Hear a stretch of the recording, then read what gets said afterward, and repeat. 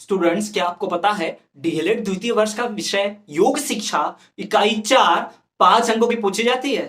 Hello students, मेरा नाम है अभिषेक वर्मा और आप देख रहे हैं स्टडी क्लास। जी हाँ स्टूडेंट्स, हमारे चैनल स्टडी क्लास पे आपको डीएलएड का पूरा पाठ्यक्रम मिलेगा। साथ ही साथ कुछ ही दिनों में बीएड का भी यहाँ पर पूरा सिलेबस स्टार्ट होने जा रहा है। तो ये हमारा चैनल बहुत इंपॉर्टेंट है। मेक श्योर कि आपने बेल नोटिफिकेशन ऑल किया हो, चैनल को सब्सक्राइब जरूर किया हो, ताकि कोई भी वीडियो आप फ्यूचर में मिस नहीं कर पाए, वीडियो सबसे पहले मिले। स्टूडेंट्स, हमारे इस चैनल पे आपको सारे सब्जेक्ट की प्लेलिस्ट मिलेगी। डीएलएड की चेक कर लीजिए, आपको प्रथम वर्ष द्वितीय वर्ष सबकी प्लेलिस्ट मिलेंगी, जिसमें आपको सारे विषय मिलेंगे। उन सभी विषयों के वीडियो यूनिट वाइज एक एक करके अलग अलग है, पढ़ सकते हैं, जिसमें सब कुछ मिलेगा आपको। वस्तुनिष्ठ, अंक विभाजन, साथ ही साथ महत्वपूर्ण प्रश्न उत्तर। और आज की इस वीडियो में हम बात करने वाले हैं योग शिक्षा द्वितीय वर्ष की इकाई 4 जो है 5 अंकों की, उसकी बात करने वाले हैं। जी हाँ स्टूडेंट्स, आज के वीडियो लेक्चर हम बात करेंगे इसके अंक विभाजन की, इसके पाठ की, साथ ही साथ इसके महत्वपूर्ण प्रश्न उत्तर की। तो ये सारी बात हम करने वाले हैं, तो वीडियो मिस नहीं करना है, वीडियो के एंड तक जरूर बने रहना है। तो स्टूडेंट्स चलिए हम बात करते हैं डीएलएड की इस इकाई की। लेकिन उससे पहले मेरी आपसे एक छोटी सी रिक्वेस्ट कि यदि आप मेरे चैनल पर नए हैं तो चैनल को सब्सक्राइब कीजिए,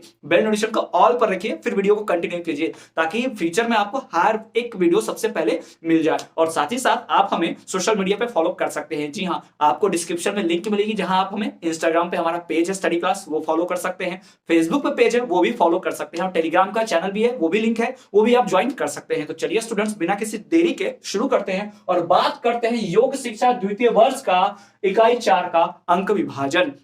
तो इसके अंक विभाजन की बात करें तो इसका जो पूरा अंक आवंटित है इस इकाई पे है 5 अंक। जी हाँ, इकाई 4 का अंक है इकाई 5। जी हाँ, इसमें 5 अंक आवंटित है, इकाई 4 पे 5 अंक आवंटित है। इसमें 1 मार्क्स का एक क्वेश्चन है, 4 मार्क्स का भी एक क्वेश्चन है। जी हाँ, 1 मार्क्स का एक क्वेश्चन आएगा ही आएगा, साथ ही साथ 4 मार्क्स का भी एक क्वेश्चन जरूर आएगा। तो इस प्रकार से इस इकाई पर पूरे अंक आवंटित है। और मैं आपको 15 वस्तुनिष्ठ प्रश्न बताऊंगा। उन 15 वस्तुनिष्ठ प्रश्न की मदद से आप 1 अंक तो लेंगे ही लेंगे, ये 1 मार्क्स वाला, लेकिन इन 4 अंकों के प्रश्न भी सॉल्व कर पाएंगे बहुत ही आसानी से। साथ ही साथ ये वीडियो प्रथम वर्ष के योग शिक्षा के लिए भी यूजफुल है, अगर देखना चाहें तो। चलिए स्टूडेंट्स, बिना किसी देरी के शुरू करते हैं। हमारे चैनल पे आप प्लेलिस्ट चेक करेंगे तो आपको हर विषय की अलग अलग प्लेलिस्ट मिलेंगी, जहां पे सभी सब्जेक्ट दिए हुए हैं, उन्हें आप पढ़िएगा। चलिए बिना किसी देरी के, बिना समय गवाए शुरू करते हैं हमारा वस्तुनिष्ठ का ये राउंड सेक्शन, जिसमें हम बात करेंगे सिर्फ और सिर्फ वस्तुनिष्ठ प्रश्नों की। पहला सेगमेंट, तो देखिए पहला प्रश्न, राजा दशरथ के कुलगुरु कौन थे? जी हाँ, महाराज दशरथ, श्री राम प्रभु के महाराज दशरथ। जी हाँ, तो श्री राम प्रभु के जो महाराज दशरथ उनके पिताजी थे,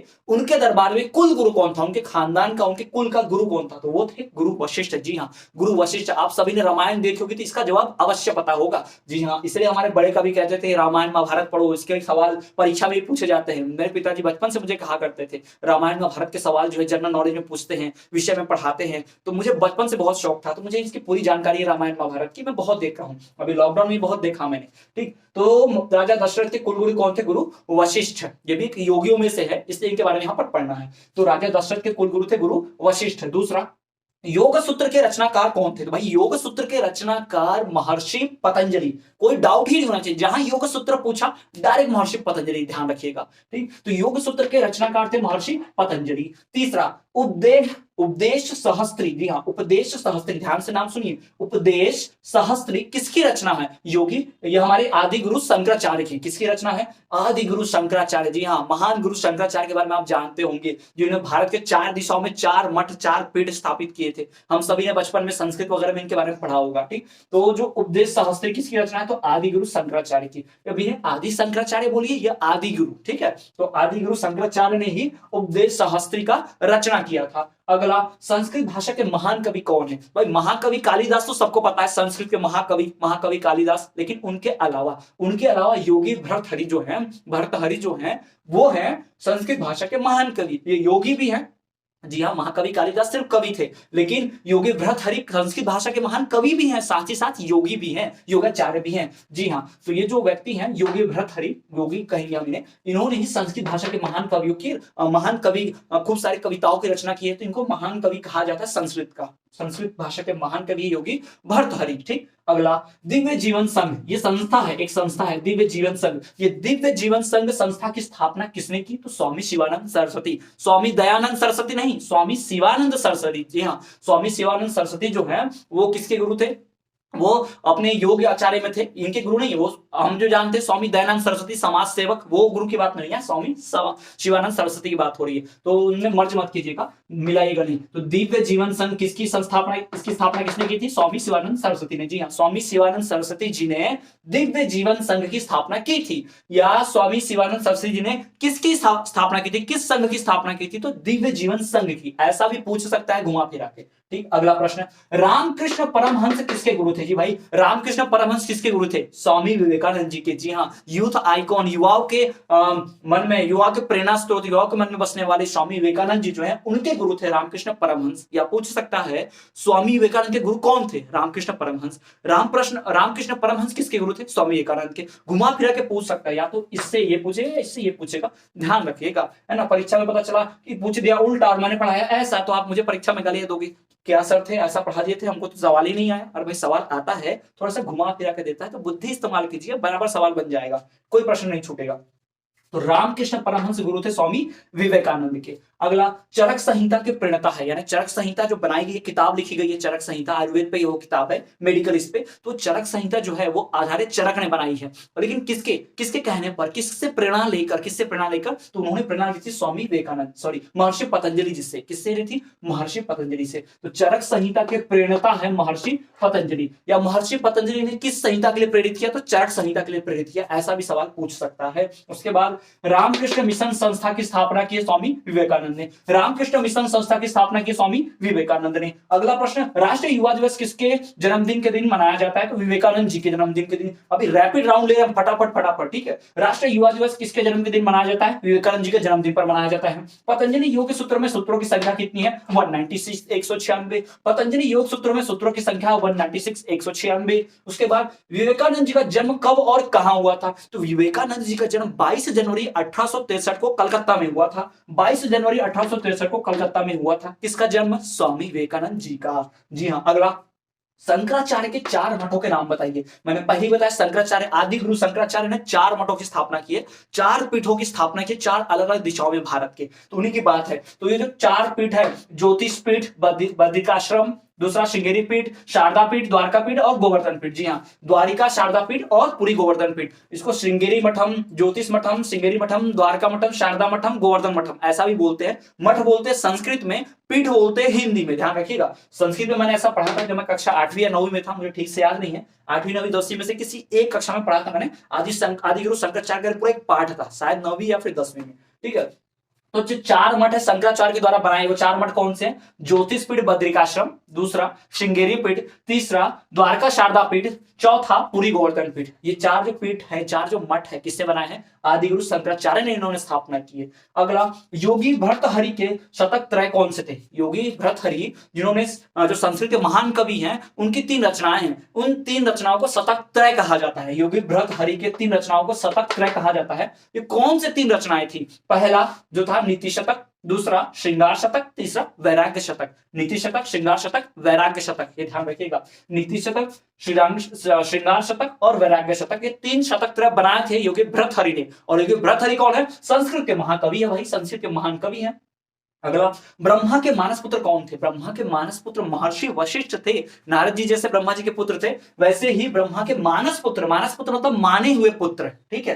ब्रह्मा जी के मानस पुत्र थे महर्षि वशिष्ठ। ब्रह्मा जी के मानस पुत्र। अगला, राजा भोज ने किसे तन के साथ मन का भी चिकित्सक कहा है? राजा भोज ने किसे तन के साथ मन का? राजा भोज हमारे एमपी वाले, भोपाल वाले। जी हाँ, राजा भोज बहुत बड़ा राज्य था इनका, बहुत खुशहाल राज्य किया था उन्होंने, भारतवर्ष को बहुत मजबूत बनाया। तो राजा भोज जो है उन्होंने महर्षि पतंजलि को तन के साथ साथ मन का भी चिकित्सक कहा, क्योंकि महर्षि पतंजलि योग से शरीर ही नहीं मन भी सुदृढ़ और शक्तिशाली और स्वस्थ बनाते थे। इसलिए राजा भोज ने महर्षि पतंजलि को तन के साथ साथ मन का भी चिकित्सक कह दिया कि भाई तुम तन और मन दोनों की चिकित्सा करते हो, दोनों का उपचार करते हो, इसलिए तुम डॉक्टर हो, दोनों के, शरीर और मन दोनों के डॉक्टर। तो यहां पर मैंने आपको 15 वस्तुनिष्ठ प्रश्न बता दिए, ठीक। यही 15 वस्तुनिष्ठ प्रश्न बहुत इंपॉर्टेंट है, वेरी वेरी इंपॉर्टेंट है। मोस्ट इसी में से आएगा, गारंटी 100% इसी में से एक वस्तुनिष्ठ प्रश्न आएगा चौथी इकाई से। साथ ही साथ इन सभी वस्तुनिष्ठ प्रश्न का इस्तेमाल करते हुए आप 4 नंबर के प्रश्न भी लिख सकते हैं, जो बहुत इंपॉर्टेंट है। चलिए पढ़ते हैं हम अगले इंपॉर्टेंट की तरफ। सो स्टूडेंट्स, 1 नंबर के वस्तुनिष्ठ प्रश्न तो मैंने आपको बता दिए, और अब हम बात कर लेते हैं कि 4 नंबर के जो प्रश्न आएंगे वो कैसे आएंगे। तो यहाँ पर आपको देखेंगे कि 4 मोस्ट इंपॉर्टेंट क्वेश्चन 6 दिए हुए हैं, तो 4 नंबर के लिए 6 इंपॉर्टेंट क्वेश्चन है। एक की महर्षि वशिष्ठ का संक्षिप्त परिचय दीजिए। हमने वस्तुनिष्ठ में भी महर्षि वशिष्ठ के बारे में पढ़ा, तो मैं आपको बता दूं कि हम जितने भी वस्तुनिष्ठ हमने पढ़े उनकी सहायता से ही 4 नंबर के प्रश्न लिखे जाएंगे। साथ ही साथ 4 नंबर का प्रश्न है तो बहुत बड़ी टिप्पणी लिखनी है, कम से कम 2-2.5 पेज का लिखना है। तो 2-2.5 पेज के आंसर तो मैं यहाँ बोर्ड पर आपको लिख के बता नहीं सकता, तो मैं आपको बताऊंगा कि कौन सा मोस्ट इंपॉर्टेंट है और कौन से योग गुरु के ऊपर आपको पूरा लिखना है, कौन से योग के ऊपर पूरा जीवन परिचय लिखना और कैसे लिखना है, मैं आपको समझाऊंगा। तो देखिए, मोस्ट इंपॉर्टेंट में महर्षि वशिष्ठ का संक्षिप्त परिचय दीजिए। दूसरा, महर्षि पतंजलि पर एक लेख लिखिए। तीसरा, आदि गुरु शंकराचार्य का परिचय देते हुए एक लेख लिखिए। चौथा, गुरु गोरखनाथ पर संक्षिप्त लेख लिखिए। पांचवा, योगी भृतहरि पर संक्षिप्त टिप्पणी कीजिए। छठवा, स्वामी विवेकानंद का जीवन परिचय दीजिए। तो इन सभी प्रश्नों में एक ही बात कॉमन है, किसी एक योग गुरु को पकड़ा जाएगा, किसी एक योगी के बारे में आपको बोला जाएगा, उसका जीवन परिचय दीजिए, उनके बारे में लिखिए, वो कैसे थे, क्या थे, उनका जन्म किधर हुआ था, ये सारी बातें आपको पढ़नी होंगी। तो स्टूडेंट्स, ये सबसे मोस्ट इंपॉर्टेंट क्वेश्चन है।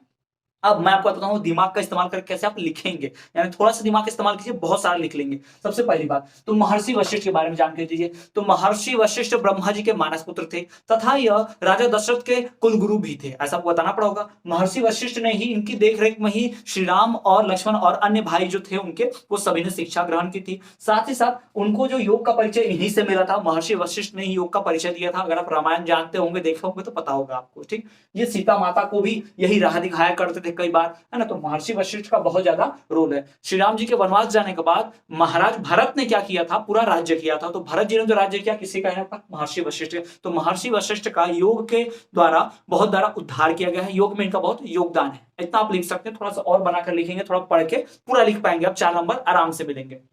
अगला फिर महर्षि पतंजलि पर, पतंजलि जी के बारे में तो आप ऑलरेडी बहुत जानते हैं योग के, है ना। सो इन्होंने योग सूत्र की रचना की है बहुत, इसके बारे में और जितना आप लिख सकते हो लिखिए। ऐसी आदि गुरु शंकराचार्य, इनके 4 पीठ जो 4 मठ स्थापित किए उनके बारे में, है ना। योग गुरु गोरखनाथ जो है, गोरखनाथ धाम से हैं, जी हाँ, उत्तर प्रदेश के गोरखपुर में जो है, उन्हीं के नाम से इनका मंदिर बहुत बड़ा है, उन्हीं के नाम पर आपको लिखना है। योगी भृतहरि जो संस्कृत भाषा के महान कवि हैं, वो लिखिए। इन्होंने शतक त्रय बनाए थे, वो 3 शतक त्रय लिखिए, इनके बारे में, उनके बारे में समझा दीजिए। और साथ ही साथ स्वामी विवेकानंद का जीवन परिचय दीजिए। स्वामी विवेकानंद, नरेंद्रनाथ इनका बचपन का नाम था, इनके गुरु रामकृष्ण परमहंस थे, ये बहुत ही बचपन से मेधावी छात्र थे। इन्होंने कर्म योग और ज्ञान योग इन दोनों की शिक्षा दी है, इन दोनों योग सूत्रों की रचना इन्होंने की, विवेकानंद जी ने। तो इतना सब आप लिख के आप बढ़िया सा आंसर लिख सकते हैं और 4 नंबर हासिल कर सकते हैं। तो स्टूडेंट्स, इसी तरह ये इकाई यहीं पर समाप्त होती है। अगर आपने वीडियो पूरा देखा तो आप 5 अंक हासिल कर पाएंगे। मिलेंगे आपसे हम अगले वीडियो में, लेकिन आपसे एक छोटी सी रिक्वेस्ट कि अगर ये मेरा वीडियो आपको जरा सी मेहनत भी पसंद आई है मेरी, तो प्लीज इस चैनल को सब्सक्राइब करके बेल नोटिफिकेशन ऑल पर रख देना। साथ ही साथ आपके जैसे क्लासमेट्स, फ्रेंड्स होंगे जो बीएड की, डीएड की पढ़ाई करना चाहते हो, तो उनको भी चैनल सजेस्ट कीजिए, उनको वीडियो के लिंक शेयर कीजिए। व्हाट्सएप ग्रुप में जो भी आपके कॉलेज का है, कुछ भी ऐसा हो तो शेयर जरूर कीजिएगा। तो स्टूडेंट्स, ये हो गया हमारा विषय द्वितीय वर्ष योग शिक्षा का, जी हाँ, और इसकी इकाई 4। स्टूडेंट्स, अगर आप ऐसे ही एजुकेशनल न्यूज वीडियो लेक्चर्स के लिए आप हमें और भी सोशल मीडिया प्लेटफॉर्म पर फॉलो कर सकते हैं, जैसे कि आप हमें फेसबुक, इंस्टाग्राम और टेलीग्राम पे फॉलो करना ना भूलें, हम वहां भी हैं। डिस्क्रिप्शन में आपको लिंक मिल जाएगी टेलीग्राम की, इंस्टाग्राम की, वहां हमारा स्टडी क्लास का पेज है, उसे आप फॉलो कर सकते हैं। साथ ही साथ अपने क्लासमेट्स और फ्रेंड को, सगे संबंधियों को सजेस्ट कर सकते हैं। तो चलिए स्टूडेंट, मिलते हैं आपसे अगले वीडियो में, तब तक के लिए देखते रहिए हमारा चैनल स्टडी क्लास। दिए गए नंबर पे आपको फुल नोट्स मिल सकते हैं, संपर्क कीजिए। तो चलिए मिलते हैं आपसे अगले एक वीडियो में।